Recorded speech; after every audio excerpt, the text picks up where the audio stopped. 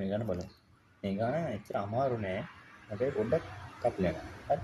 ජනක තම මාසික වැටුප රුපියල් ලක්ෂයකට වඩා වැඩි වූ විට එම වැඩිවන මුදලට 100%ක් ආදායම් බදු ලෙස ගෙවයි.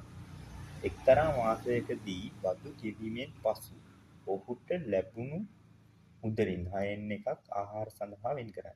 ඉතිරි මුදලින් 5න් 3ක් ඔහුගේ වෙනත් වියදම් සඳහා වෙන් කරයි.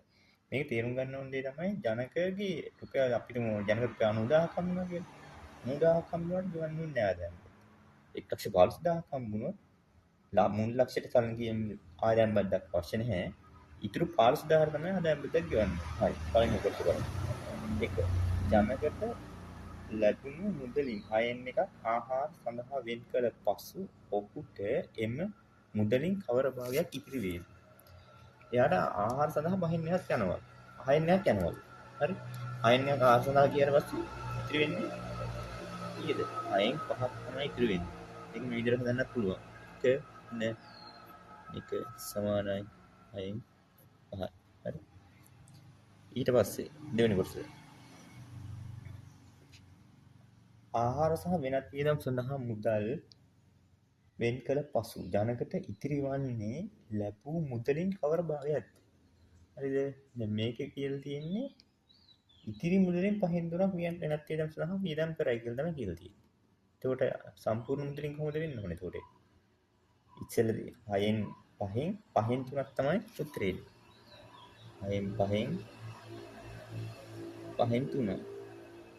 ඒ කියන්නේ 6න් 5න් වැඩි කිරීම 5න් 3. 6න් 3. නැත්තම් භාගය. හරි. වෙනත් වියදම් සඳහා මේ වියදම් වෙලා තියෙන්නේ සම්පූර්ණ මුදලින් 6න් 3ක්. හරිද? එතකොට දැන් තුන්වෙනි කොටස අහනවා. ඔහුට දැන් ඉතිරි වන මුදල රුපියල් 39600ක් නම් බදු ගෙවීමෙන් පසු ඔහුට ලැබුණු මුදලත් ආහාර සඳහා වෙන් කළ මුදල වෙනම සොයන්න. හරිද? දැන් මොකද වෙන්නේ? දැන් අතේ ඉතුරු රුපියල් 39600. ඒ කියන්නේ කීයද?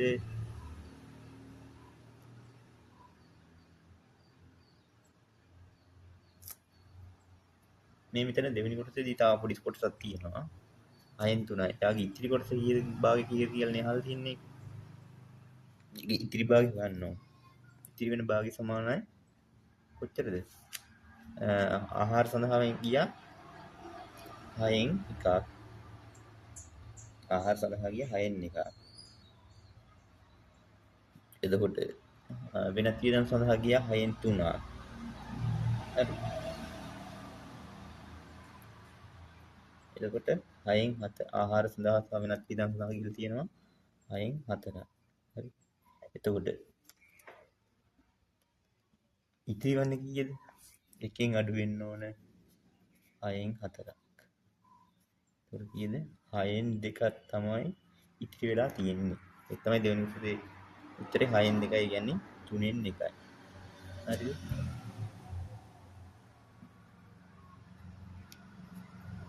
දැන් අහනවා. ඔහුට ඉතිරි වන මුදල 39600ක් නම් බදු ගෙවීමෙන් පසු ඔහුට ලැබුණු මුදලත් ආහාර සඳහා වෙන් කළ මුදලත් වෙනම සොයන්න. 3න් එකක් සමානයිලු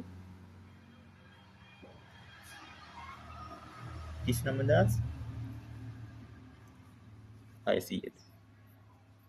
හරිද? එතකොට එකක් කියන්නේ කීයද? මේක වැඩි වෙන්න ඕන 3 ගුණයකින්. හරි.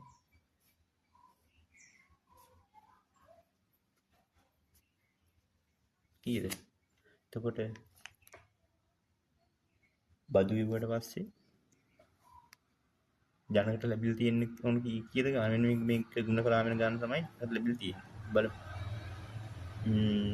0.0යි 3 18යි එකක් ඉතිරි 3 වරක් 9 27යි 27යි 28යි දෙකක් ඉතුරුයි 3 වරක් 3 9යි 11යි.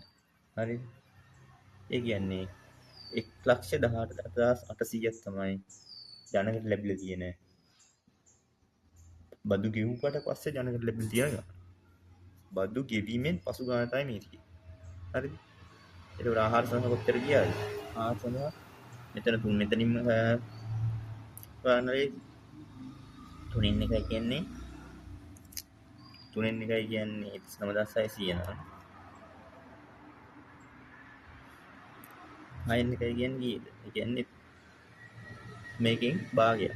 ආහාර සඳහා වියදම් වෙලා තියෙන්නේ මේක තමයි බදු ගෙවීමෙන් පසු දැනකට ලැබිලා තියෙන සම්පූර්ණ මුදල. ආහාර සඳහා වියදම් වුණු මුදල කීයද? 39600 බෙදීම 2 කියන එකකින් එනවා. ඒ ලේසියෙන්. නැත්තම් මේකෙන් පහින් එක. මේකෙන් පහින් ගන්නේ 6න් එක.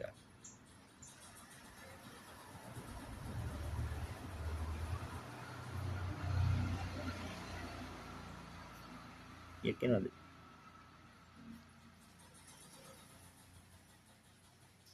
හයින් කපෙන්න ඕනේ. මෙතනින් බිඳු දෙකමයි.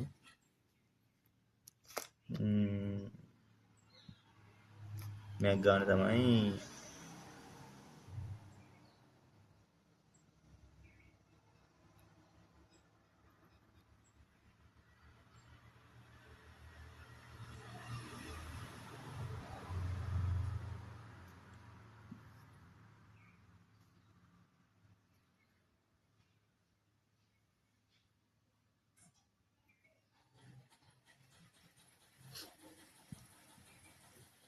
මේ ගාන එනවා. එතකොට කීයද? මේක 6න් එකෙන් වැඩි වෙන්න ඕන. ඒ කියන්නේ 6න් බෙදෙන්න ඕන. හරි. නැත්නම් මේක මේ සංඛ්‍යාවෙන් ගත්තොත් මේකෙන් භාගයක් නේ. මේකෙන් භාගයක් වෙන්න වැඩි ලීසි. 39600ක් කියන්නේ 19800.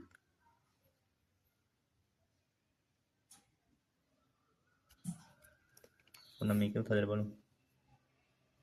11ට 6 ඒවා 1යි 5ක් ඉතුරුයි 58ට 6 ඒවා 9යි.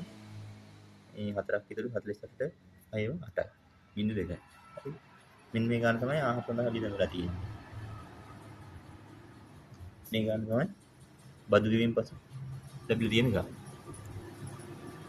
ඒකට බදු ගෙවීමට පෙර උගේ වැටුප කීයද? ඊළඟ ප්‍රශ්නේ. හරිද? බදු ගෙවන්න පෙර උගේ වැටුප කීයද කියලා.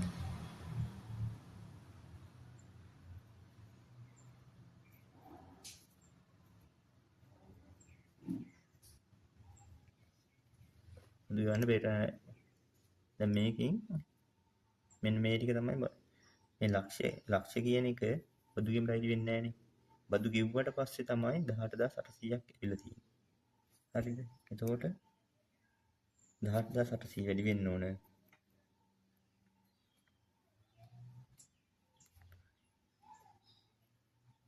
අතන 6ක් නේ ගෙවලා තියෙන්නේ. 100න් 94. හරිද? ඒක වෙනවා. 194 කියන්නේ 94 වල දෙකක් තමයි මෙතන දෙන්නේ. 100 කියන්නේ 20000යි. එතකොට බදු ගෙවන්න පෙර ඔහුගේ වැටුප කීයද? මේ 20000යි අතන ලක්ෂය.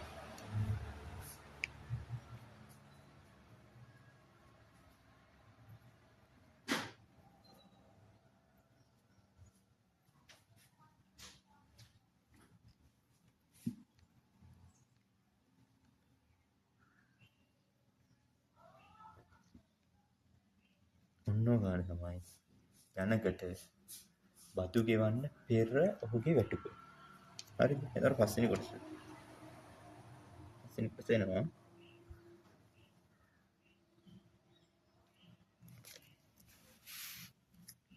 හරි. පස්වෙනි කොටස මම මෙතන ගන්නවා.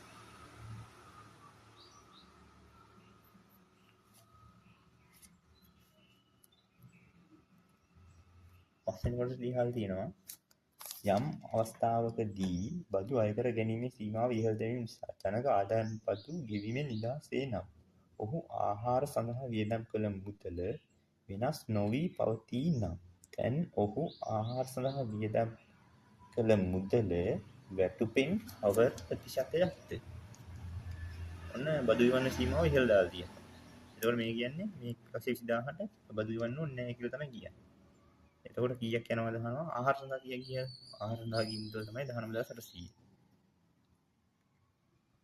එතකොට එනම් ප්‍රතිශතය කීයද? 19800. කියන්නේ 1,20,000ට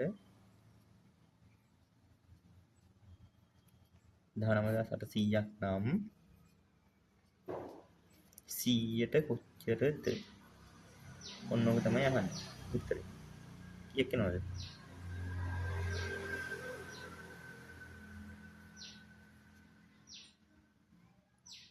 190ට බෙදීම මේ මම කපනවා. මේ බින්දකට මේ බින්ද කැපුවා.